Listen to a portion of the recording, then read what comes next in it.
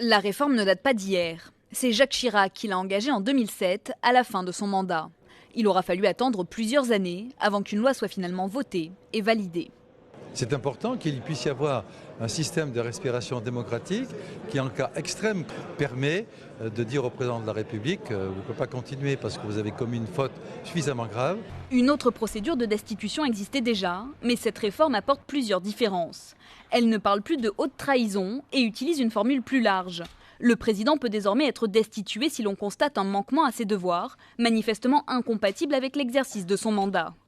Cette loi ne concerne que des cas exceptionnels. Dans les faits, il est assez peu probable qu'elle soit appliquée.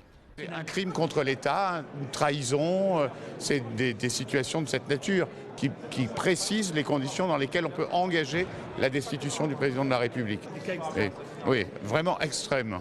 Pour enclencher la destitution, 10% des sénateurs ou des députés doivent signer une résolution.